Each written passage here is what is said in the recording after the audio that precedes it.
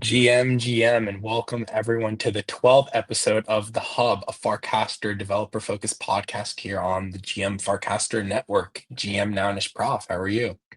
I'm great. How are you today, Dylan? I'm so excited to be here with you.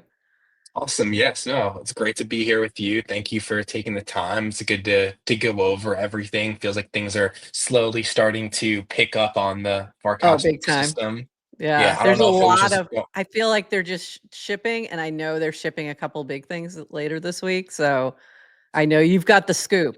I know you got the scoop in the dev call, so I'm excited to get the alpha on all I of know. this. So, yeah, let's It's let's funny. go. They had said on the dev call that today would be the release date for one of the things we'll Oh. go over later. I don't know if it actually will, but if so, that would be quite exciting and relevant to pretty much everyone on Farcaster, I would say. So, I was supposed to be doing a test of something, and then the test didn't happen. So I'm looking right now to see if nope, still has no update there. So I don't know if that's going or not, but anyway, all right, Dylan, I'm so excited. What do we got first? Awesome. Amazing. Well, we have two really exciting. Actually, everything today is pretty exciting. We have a couple Yeah, really exciting pieces of news first, though. So I've been working very closely with Emma, who has been leading things for Farcon NYC. We're very happy to announce that applications are open. I will just very quickly run through everything so that there is no sort of confusion. There's not a crazy amount to go through, but so we have FarCon NYC, and we also have a Builders Day. So essentially, Thursday, we have two main days. The first day, Thursday, May 1st, is Builders Day. You could think of Builders Day as a mini dev day with amazing. Anne Varun and the Merkle team, some little workshops, and then a 24-hour far hack afterwards. So that Builders Day is a little bit more kind of curated. That's like the first day, and then the Friday is the Mean Summit, kind of like last year. And I think a one like small little anecdote here is part of the reason we chose this was we felt that last year there were some people who maybe wanted to hack, but they were also like going to side events in the weekend, and there was some overlap that got in the way. And we felt that this year we could have one day that's like very intentional for this builder stuff and a hackathon as well. Give people space to go to the summit and give people space to go to everything they could be shaping up that weekend. So really just trying to like learn from past experiences and make sure that what we're offering on all events is like the most tailored it can be to people. Love it. I love this. Super excited. We've been talking a lot with Emma too about what we're doing with media, and we'll be sharing that very soon on GM Farcaster. Kind of just, was waiting for everything to get going, but I think this is going to be amazing. And can I just say last year's Far Hack was so great, the first one that you did. And it was I did, wasn't hacking. I'm not a dev, but I was able to walk around and see what people were working on, and the energy was great. And then watching the presentations of the top ones was so fun. And to have like 200 people there just like watching and finding out what people are working on and just seeing people present. And then I'm thinking back to that and thinking about where some of those folks are now, what they're building now, and it's just exciting to me, like to see like that development. So I remember Lamone and that team like presenting something. I think it was the Billboard one. And now Yeah. they're doing Oh, that one Farville, was and cool. now they're Yeah. doing something Yeah. completely different, but like it's still the same builders like who have like put so much energy into Farcaster, and I love that. It's so Yeah. fun.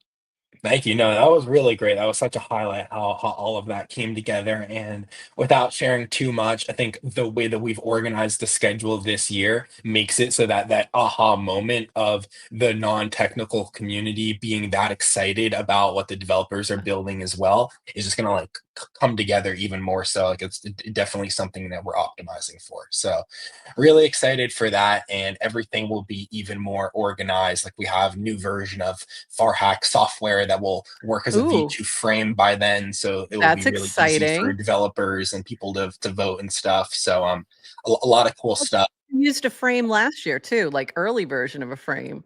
Yes, yeah, horse facts, Well, literally. yeah, We yeah, had, I don't, he must have started it at night, but I remember like we had a room at that venue, and it was where like all the judges were, and like shout right. out Jason from Moxie, who was like, he was like leading all of the judges in this room, like organizing because we had a time I crunch. love it.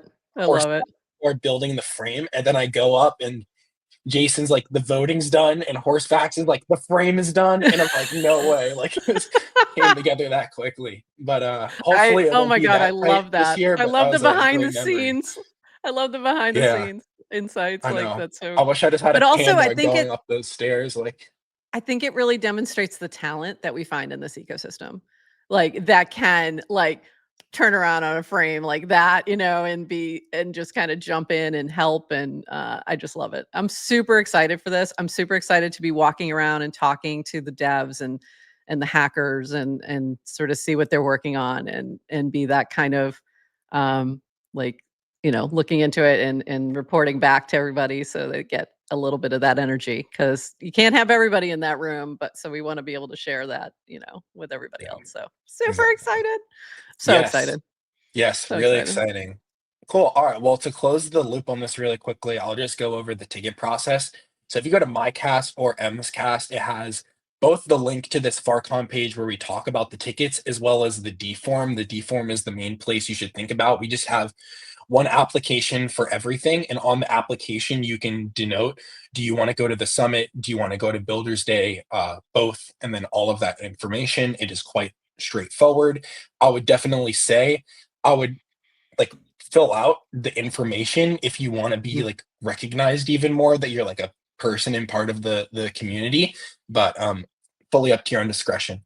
So really quickly, we have the Builders Day, which we are prioritizing more so like technical developers, although as Nanish Prof said, we're working on other ways to kind of share the experience with others. The event is free, but we have a 2 week $50 deposit that's 100% refundable, kind of is more of an incentive to make sure that, because it is more of a limited event, like having the space with the Merkle team especially, that you're actually going to attend. And I think similarly for the summit, kind of like last year, we'll have this rolling process. At a certain point, we will send more information out, and you will know your status. And at that point, you will be able to go to somewhere for your tickets, where you will have this like soul bound NFT as your ticket for either the summit or the Builders Day. So make sure to just come to Farcon at NYC/tickets. If you are confused at all on the process, we also have a pretty lengthy description on the D form. And as I said before, the D form is the one place that you need to go. We don't have separate, things. And also, the thing I'll say is, please do not flood myself or Emma's direct casts. If you have any other questions, you could email. I believe it's tickets@farcon.nyc. So definitely send all your questions there. Although I'd like to think that the application form is pretty straightforward, and we're going to be as transparent as possible and also as quick as possible in terms of timelines and turning things over. Can I just say, if you can go back to Deform really quick, I just Oh want to yeah, say their sign in with Farcaster is so good. If you yeah, are on the back end of it, like if you're taking applications or you have a form that you're having people fill out, it pulls so much good info and it gives you like when you pull it into a spreadsheet, it gives you like the Farcaster name, the FID, the like connected wallet, all these different things. It's super useful. So just, kudos to Deform for adding that in. It makes our lives a lot easier.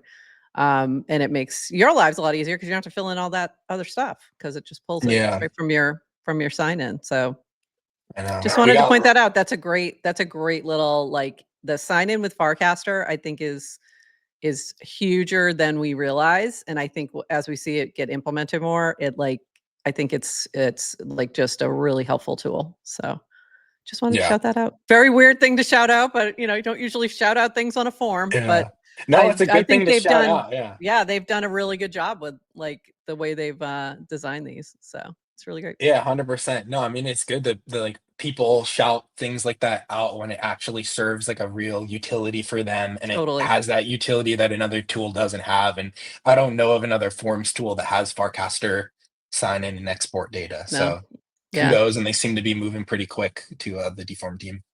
Yeah. Yeah. They've been, yeah, it's really, and it's not a cheap product to use from our end, but it's worth it for things like that because it does come in super handy. So, Yeah, for sure, for sure. Cool. All right. Well, another one. They're all like ooh, pretty it's decently huge. sized. It's so huge this week. It's like just I huge things know. after huge things. I knew Yeah, this exciting. today's hub was going to be really good. There's a Nice. I lot to know. talk Good one about. today. Yeah. Yeah. So amazing. Yesterday, if you haven't been following, Team Warpcast has been working on Snapchain. The way you can think of Snapchain is like a social blockchain that replaces hubs and moves some of the complexity of like certain things being on hubs, certain things being on chain, certain things being on hubs, but very complicated to interact with, essentially just all moving to this blockchain like network that is more built for Farcaster and has a lot of the underlying infrastructure that you would want to scale to the amount of like messages and throughput that Farcaster wants to. And they've been working on this test net for a couple of months now. It went live yesterday at 4. I guess that's Pacific. Over 20,000 blocks have been produced with a million messages processed. I'll have to go a little bit more into what exactly they're doing right now, but it seems like they're mirroring over like hub live data to this new snap chain to see what that process would look like. And the part that I thought was very neat was saying it's hard to understate how big of a deal this is that Sanjay Dynamite, who is a DT, and Cassie researched, designed, and implemented a novel social blockchain in less than 6 months, processing real live data, which might be a new world record, which Wow. I think just comes to show again how cracked this Merkle team is and how many advancements they're making on all different sides of the stack, whether it's on the hub or it's performance in the network or in the app itself, like on the client side. There's a lot of really cool stuff they're doing that I bet is up there with some of the top non-crypto startups. So Amazing. huge props to them. So from a user perspective, how does this like what are we going to see any difference? Is this more just infra in the background that like what's the like what do you think from a user perspective we should expect from Snapchain? Yeah, and I mean, I'll look a little more into as they gear up for a launch. The way they make it seem is that moving it over isn't really going to have a user effect. Like, hopefully, you should kind of just Not drop it even in, see a and thing. this, yeah, as Okay. long as all these tests are working. I think where we're going to see it is that it might make certain things that have been annoying in the future, like signer management or multiple different apps that aren't Warpcast, being able to connect accounts whether they were created in Warpcast or not, like all of these signer and storage operations, I think will potentially get easier because you'll essentially move all of the logic to that to this like blockchain, this snap chain essentially, instead of this system, which is like a little bit more uh like janky or all over the place because it's not an official blockchain because they have like the hub and on chain and all these different pieces together that hopefully they should be able to use more like standard primitives to make that easier. um and I remember as well that in the past they had said something about read and write hubs. If they're moving to Snap Chain, I don't know if that's still something they're doing, but if they do partition Snap Chains or hubs or whatever, so that most of them are read, I think also hopefully that will make it even easier and cheaper for anyone to ingest Farcaster data, which is the Okay. vast majority of what people are doing in most cases. So whether that's you want to make an app, you want to train data, you want to get your own personal data, I think hopefully we'll make that a lot easier to get.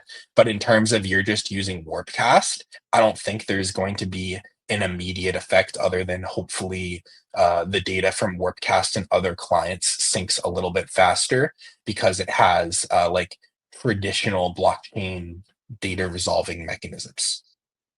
Awesome. Yeah, so very excited to see this. Kudos if you are working on this, monitoring it, anything like that. But very exciting wherever you are in Farcaster. Another small little thing to call out is they're accelerating even more. It seemed like they accepted Yeah. 2 offers, maybe even on the back end, or it seemed like that's what they've been looking for. So good job, Merkle Yeah. Warpcast. They've been killing it with the bull posting on Twitter as well. If you haven't I seen, Dan know. is The their intern's marketing doing intern. great. I mean, Dan. Yeah, whoever the intern is, I know they should give the It's intern Dan. a raise. Yeah, the intern needs a raise.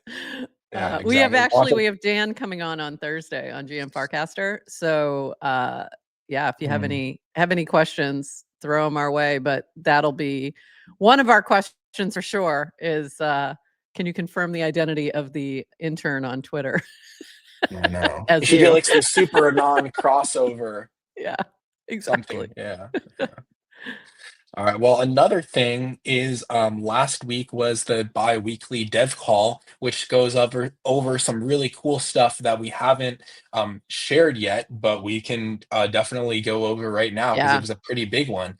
So the thing that I had said that they were targeting to launch today, which we still could because it's only like 7 a.m. on the West Coast, so you that's true. never know, is they are building a wallet. It is Yeah. essentially an embedded wallet.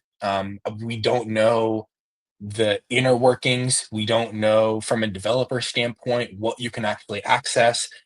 Although I'd like to think that you can access stuff and that they're going to build this with V2 frames in mind.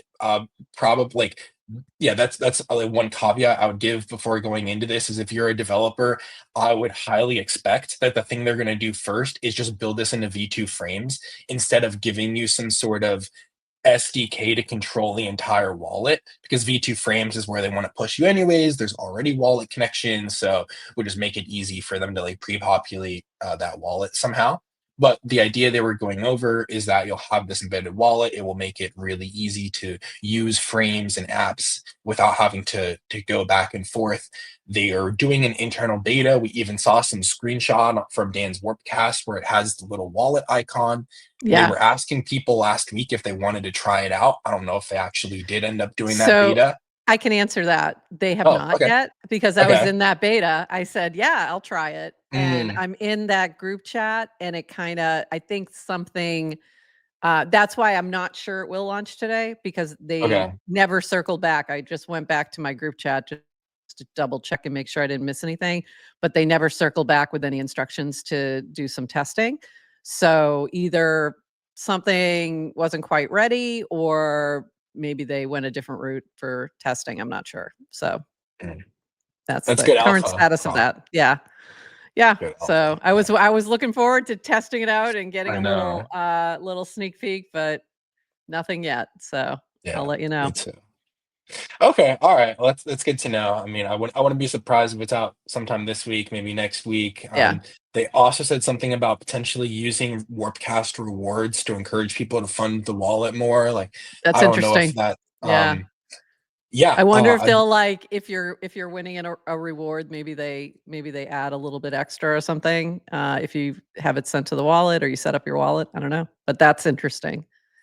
I also wonder Incentives. from the developer perspective, is there anything like, ooh, so there's certain, like things in the Warpcast UI you can call. I wonder if, like, for example, in a V2 frame can pull up that little modal that like shows you someone else's account. I Hmm. wonder Yeah, because with the funding, with the rewards, they're trying to like the reason they want to do that is they want those wallets funded so that those wallets can be used by like V2 frame developers. Can you right. flip it the other way and give developers rewards for figuring out Ooh, mechanisms in their V2 yeah. frames for funding the wallet? Probably both, yeah, is my guess. We'll see, though. Yeah, That's a good I think idea. that'd be interesting. Yeah.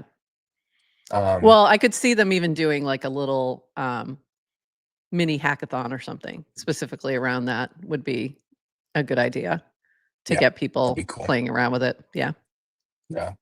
cool. Cool. So we will see what's going on there, but I think that will be very exciting. It'll be very big news when that comes out. I'm sure everyone will be talking about it on X as well. For sure. From the social perspective, there's a couple different things. So, um, we'll just go off this list actually. For the rewards program, it seems like they are increasing the rewards. There's a broader user set last week, and they're trying to kind Mhm. of find the right balance.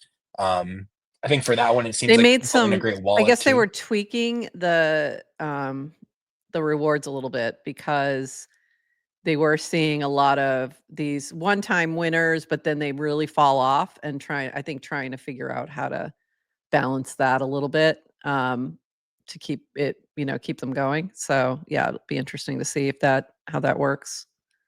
I Uh, did notice I am hitting higher numbers today. So, nice. that I was last week, and I don't know if that's due to the switch in the way it's calculating or I am just casting more bangers. It's one or the other. Yeah. I don't know which. The world may never know. I don't We'll know. never know. Or Warpcast data science team knows. Exactly. Okay, in terms of invites, they're launching free invites to users in the Ooh, definitely not spammy category. I forget where, but so they were talking about like reducing sign-up costs, and like one thing I'll talk about is they're basically saying that if they can continue reducing how cheap they get sign-up costs, and if they can continue to monitor the non-bot users, which they're getting a lot better at, then the majority of those non-bot users can essentially be given free accounts, which I think is very exciting. And we personally, I think, know a decent number of people who interact with real people. And I don't think if this happened, there would be an overnight influx, but I think there is this compounding effect where if it did happen, it would really help in many scenarios where you're meeting someone, you're at a conference, whatever the scenario may be, and you really want to onboard that person with right. free invites, with channel, with wallet, with all of these built-in Legos. I think that'd be a lot better. So exciting to see where that goes. Yeah. Another small one, if you want a Warpcast Q4 grant, they are doing the payouts through GitHub grants or sponsorship. So you should have gotten a Oh, direct cast from Varun, and they'll be setting it up this week. We got a very small one for Farhack, so very appreciative of that yay. from Warpcast. Nice. And then a lot of really, really great projects that deserve it. Got some like Recaster, Bounty Caster, a lot of cool projects. So huge shout out everyone. And We then saw there's some that it looked like they like looked at usage as well as being one of the key metrics, and I think that's helpful for sure. I'd love to yeah, see maybe even smaller, like I said, like mini hackathons or smaller opportunities to reward those who are experimenting and maybe not getting traction immediately, but maybe giving some encouragement to things that they see that are cool. yeah. I think that might be useful too. For sure, for sure. But overall, like I know like the people who I saw who are at the top, I was like they definitely deserve that, you Yeah, know. for sure. Yeah. Um yeah, okay, cool. So let's see on the protocol side, the Snap chain, they're doing the testing, that's really exciting. They're reducing signups as we just spoke about. There's some spam detection stuff, and they're working on the storage units, and the Snap chain just gonna like make all of that easier. It's gonna like alleviate a lot of these different problems. So they're doing some early research into turning direct cast into an open protocol, but they did not really talk about that much on the call. So I would assume that that's kind of backlog with everything going on right now. And then they also said some stuff about signing with Farcaster, Farcaster Connect. But again, like that's another thing where moving Right. all of that to Snapchain is going to make it easier. And then some stuff with labels. I know that they released the labels for like their spam data set or how they mark spam users. So Right. that's really helpful. You That's can helpful. download this data and see for any FID. And there's this other FIP which I did not read, but I think it's similar. It's about like adding these labels at a protocol level Oh, interesting. of Okay. spam or not. Um, so I definitely support it. I have to read through this, but I So that support would it. allow the other clients to use the same type of spam detection if they wanted to. Yeah, Okay, or to cool. like share information like, oh, like Naynar Mm, said something like this user spammy or whatever. okay, great. Yep. That's useful. Definitely. Cool. All right, let's see what else. Oh, I think that's it. But that was a pretty good protocol meeting or overview. I think the wallet is probably the most exciting one or the biggest one, but a lot of cool I stuff do going too. on as always. Yeah, I think that's gonna be exciting. I'm really looking forward to playing around with it. So I was hoping that we'd get some access. So hopefully, but I'm really interested to see the mechanics of that. Oh, I think this was the one I tagged you on, wasn't it? Was it this one Yes, yeah, yeah, with it was this Simmons? one. It Yeah, I was. thought this was Yes. interesting. Yeah, Yeah. because I did not understand what the heck this image was whatsoever. Because I figured you would. It looks like what's going on here is this person like local Yeah. computer, like they have a firewall set up on their computer, and then they have like family devices, a home lab. It's like how they're like partitioning the wireless within their house. Oh, interesting. And then what he was talking about was using DeepSeek to create this network, like Yeah. this ASCII network diagram. And I just thought DeepSeek that is was really interesting that he have used you that tried to it do it. out? DeepSeek? I haven't. And I know that they put like DeepSeek is now in the background for Venice AI. So that to me felt like a safer place to play around with it. So I Yeah. haven't tried it yet. How have you? Yeah. Have you Venice and Perplexity both host Perplexity? it in the Okay. US. I've also tried the non-US hosted one, but I Living stopped using dangerously. it. Yeah, but it's really good. And also there's some really like sure there's an entire debate over like are all the facts of the headlines true of like how much cheaper it was trained for or whatever, like it's a whole other convo, but there are definitely some really unique like training methods in their white paper that may have gotten them to this point and the Right, reasoning like when you see I know there's like O1, which is a reasoning model, but that seems to me more of like a summary of what it's doing. Like, okay, I'll do this, then I'll do that. But for some reason, the R1, the DeepSeek reasoning, like seems more like a human would actually be reasoning or laying it out. And it's right. quite in depth. Like it will think for like 2.5 minutes sometimes. Um, so it's pretty good and it's quite cheap to use. So my understanding is that it trained on OpenAI data, but does it in a different way. Like it doesn't train in the same way. It uses inference, and I don't exactly know what that means. But I think the if my understanding is that that's the reason it's cheaper because it's just doing it in a different way. Am I getting that right at I all? think so. They like distilled the data where you can like take outputs from different models or like take public outputs from the model that aren't against the copyright like licensing. Um and they like wrote new processes for certain things, like for certain training processes. They wrote the functions in a new way that was like less memory intensive. And then there's like this language called NVIDIA CUDA, and it's like how you interface with the NVIDIA boards for like certain parts of the process. And most everyone just like writes in that language, like a proprietary NVIDIA language. And they wrote around it in C, like writing like bare Oh, metal, like how you like talk directly to the chip, interesting. allegedly. Because they don't have access to the NVIDIA chip, right? Or Are they I don't blocked? know. I think that might Maybe be they why. do. Yeah, Yeah, I think I'm that not might be sure. why, because I'm pretty sure so there was a CHIPS Act, but I think it got recalled. But anyway, there was some legal stuff there where China was blocked from Yeah, certain there's a technology. H100 restriction. Yeah, I mean they Yeah, could have also found some sort of way to get around it. There are allegations that maybe they did, or they're yeah, using like Singapore as a way to get the chips could be. there. Yeah, But that's definitely a wake interesting. up call to US companies, and I Big definitely time. recommend trying it out on like Perplexity. And I think if anything, it will just push these models. Like ChatGPT just launched their new models, and that Yeah. assistant, the new deep research thing looks pretty impressive. That it will There's go and research for like 2 hours on your behalf. Oh, wow. Oh, Yeah, God. My students are gonna love that. Uh, like, jeez. Nobody's doing crazy. any more work in college. It's awful. It's crazy. Um, we need to, like, figure out ways to get that engagement now because, yeah, it's too easy.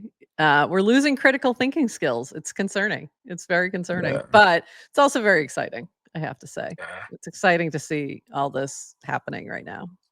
We have a small little hour of critical reasoning that we can Yeah. offer to the world here. Yes, please use your critical thinking skills. We Exactly. need to. Working on it. They need to be Yes. exercised. Yeah. Yes. Oh, so this isn't a like coder thing or Farcaster thing per se, but I was thinking about this, and I'm curious what your thoughts are. So Sure. there's StreamYard, there's like all of these different tools, like a Riverside, whatever, for like Yep. managing calls that happen over Zoom, whatever. But then I'm watching like All In podcast, and their thing is just a screen recording of Zoom, and you see the little green bubble around the Zoom, whatever. And I'm surprised that with so many people using their webcam and doing online shows and whatever, that there isn't software that is not just transforming it like StreamYard is doing right now, but making it look like we are on television. You know what I mean? So there's a lot of factors that go into that. And some of it is the tech that you're using to connect with the stream. So, in other words, the camera that you use and the Mm, microphone that you use. And a lot of that is what dials into then the stream itself. So, All In is recording, they don't stream live. So that also makes a big difference. So they can do it via Zoom. They have, editors who make it look fancy, add the intros, outros after the fact, um, and all of that. So little different. Um, I think it depends. Every setup's a little different. The other thing is All In does it all online, but if you look at something like a Joe Rogan, that's going to be more like a traditional TV studio because you're doing it in person. And that is, by the way, much, much harder. It's way harder if you're starting to do a podcast or anything to do it in person. You need much better equipment. Um, Angles are hard, lighting is hard. So all of that is much more difficult. If you're in a studio that's just stays that way, it's a little easier. Like, the way Joe Rogan has his setup, because you set it up once. And if you've got the money, you can, get the best equipment and it's all good. But when you try and do it like on the fly somewhere, it's tough. It's very yeah. tough. Like Adrian and I have done this a couple times and the quality is not as good unless you have professional audio video people setting it up. So when we did our podcast at Ethember, which we're going to do again, we just don't exactly know when. We're waiting for them to tell us what our slot is. Yeah. So like, hey, can you let us know? They had an amazing setup. It's like if you've ever been to Ethember, it's a massive conference space, and in one little corner they set up like 3 or 4 All the podcast podcasts, right? studios. Yeah. Yeah. And their equipment is phenomenal, and the sound is great, like, you're not picking up a lot of the external sound, it's fantastic, but that's really hard to do. So, I I feel I put a lot into that, and they yeah, plan East Denver for like an entire year. yeah, and it Yeah. takes, like it's a lot of money too to do that space. Yeah. So, it's tough, but yeah, um Zoom is useful if you're just recording. But if you're streaming, then you need something. You either need OBS, which is Open Broadcast System, which is a beast, and I do not recommend it for beginners at all because that's where I started and it sucked for a very long time. Or something like StreamYard, which is amazing, or Riverside. Riverside is also good. I don't like it as much. I like StreamYard better. But yeah, it's so much easier to just be able to jump on here. Within StreamYard, we have our brands. We have different brands, so we can go into different studios, and you have your own brand that you can use, and it just, I think, is a fantastic tool, for anybody to be able to use. You don't need, like, it's not a super high cost. So, recommend it. Yeah. But interesting, yeah. Yeah, so a lot of people are doing just, like, Zoom and in Google Meet and things like that for podcasts, but it just depends on whether or not you're just recording or whether you're streaming. Yeah. So, yeah. Oh, good point. Tori just mentioned in the chat, not to mention connectivity issues make guests pixelated. That's another hurdle. Yes, we've often had times where it's been the connection that's been the problem as well. That can be an issue, and it can be an issue on both ends. Like it can be our issue or it can be your issue receiving it. So yeah, there's a lot of pieces to the tech stack that Yeah. as I've been doing this for a while, like you really start to understand how just a little thing can make a big difference. Whether that's your background, your lighting, your microphones are huge. Like I've upgraded my mic probably 4 or 5 times since starting the show. Oh So wow. now I'm at the top end. We're at the Nice. top end. We've got the Shure. We've done it. We've moved all the way up. So, but I've got my Yetis and I've got the Logitech. I've got, I could probably line them up a little picture of my evolution over time of That's microphones. good. Yeah, it's funny.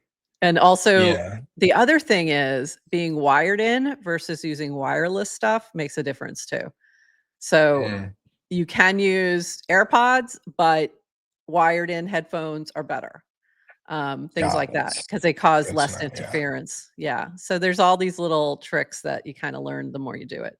And I really think the 10,000 hours thing is that from Malcolm Gladwell. If you're not familiar, like you become an expert after you've done something for 10,000 hours and, not even close to that level yet with this, but I think it's really just doing it.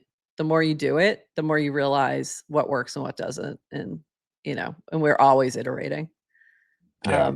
Yeah, My best small trick so far has been that now the built-in camera with Apple has these backgrounds, so I have this permanent blue background. So whenever I have a messy room or something, yeah, it's just consistent. Someone was like, "Why do you have that?" I was like, "It's just good for anything. No weird yep. lighting or anything like that." And I have a green screen that attaches to my chair. Oh, Yeah, nice. so that helps with we always use virtual backgrounds for the same reason, like, don't wanna have to worry about what's in my background. Sometimes my dog's back there, can be distracting, things like that. But also, like, we like to show off different things that are happening on the timeline. So, Yeah, most of the time we're pulling a meme or something funny or something pretty, some art or whatever, and putting it as our background. So, yeah. It's a good addition. yeah, yeah, All right. Well, I have two more things I could show.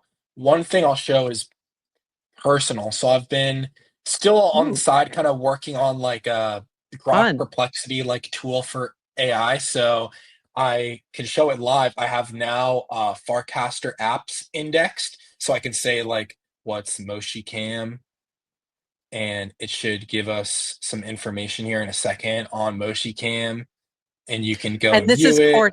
This is Cortex that you've been working on and you've been talking about, Yes. yes? Okay, Yeah. cool, very cool. You see like Supercast. So right now it's just like a list, and I might put it out there so other people can submit their apps.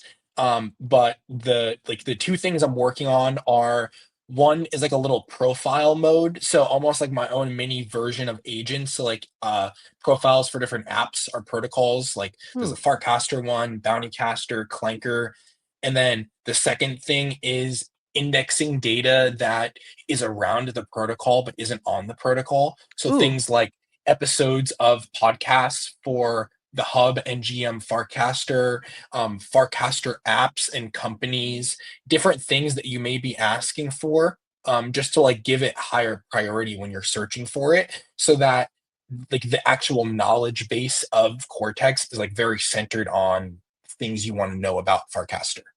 love it. Or you could even ask something like, how do I get started on Farcaster? And it should be able to like not just answer that via casts, but via like actual rooted information, you know? Love it. I wish Adrienne was here to talk about this part and I know, I know. her bot. She's been I working know we hard have on to the see if bot. there's some sort of collab there where maybe Yeah, I could like tag the bot here or something. yeah, that'd be fun. Yeah. And then the other thing that I wanted to show was a very cool company. It got acquired by Coinbase. Shout out a Spindle, Yeah. which it was building like on-chain ads network. And I know Antonio was building, he was like kickstarting ads at Facebook. Base in particular has made a couple different acquisitions recently, and Jesse made this cool video on it. I can find in the show notes on like how they're bringing all these teams together to kind of just like have the super team for Base. And I can vouch and say that like all the teams I've seen them acquire have really great builders, and so cool to see this, and congrats. It's always a good moment. I remember I was actually interning at a VC firm at the time, Chapter One, that was leading the seed round for Spindle when they Ooh, were first coming out. So it's fun to see all the way from seed to acquisition. amazing. Yeah. It was fun to see. There was an alert that popped up. There's a new alert when somebody casts for the first time in a while. Yes, And I I like did that. see Yeah, Antonio was in there. He yeah, was one of the ones that was like, hasn't casted in a while, and that's it was about cool. this. Yeah, so it was cool to I see. know. Without Very any shade to those people, I almost want a not at second all. notification that tells Yeah. me, are they going to cast again, sort of thing. Or like, hey, like we told you this person casted again in a while, and then we haven't seen them in 6 months. Yeah. Sorry. Our bad. Or like maybe something that pokes them and been like, "Hey, Yeah. remember when you casted last week? A lot of people like that. You should do that again." Yeah. Oh, that's like the intern notifications from the intern. Hey, intern here. Yeah. We saw you a Intern week here. ago. Yeah. Yeah. That actually Exactly. be not bad. That's actually a really good idea. Dan, if you're listening, Dan, billion we have dollar an idea idea. for you. Bug your Yes. bug your friends who haven't casted in a while, I know. with That's a good notifications. one. There we go. Uh, Love it. Um, All right. Well, Tori thank had you some so much. Oh, Tori has some sorry. questions in the chat. If you, Yes. I don't know about this. Can we index onboarding data? I'd love to help you with some spam label issues. So there you go. Um, Good and question. I don't and know about. Spindle is a ad serving network, right? So no, Yes. they're not necessarily putting you into a site trans. So Yeah, if I understand correctly, I think it's like how everything that happens for you to get to a transaction in Web3, like all of the like I don't think it's like on-chain ads in this or like on-chain in the sense of that it's like you interacted with this contract, then that, and then this router or something. I think it's more so what are like the Web2 steps you're getting to the Web3 action. Like I clicked the link on Twitter, I went to a website, and then I purchase this NFT or whatever, and they're probably just doing that through like good old link tracking. mm, Um, but I never actually used the product. That's kind of just what I saw. But I know Antonio's been like doing this forever, so I trust him. And cool. then in terms of the onboarding data, Yeah. I think the labels that they published are labels on a per user basis. I don't think it's onboarding.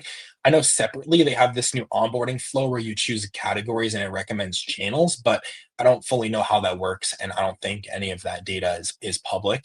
So in terms of onboarding, what you could do is you could check for new users from that list. I don't know how often they're updating it. So if anything, I think maybe a more helpful place would be seeing like, are there discrepancies in the labeling, or is there a different type Mm, of labeling or another labeling source? Like I think another thing they're looking for is other people can offer their own version of the labeling if it follows the same format. Like Warpcast can keep their own record of what they believe Maynard can other people, and they can all check others, and they can all be of this same type.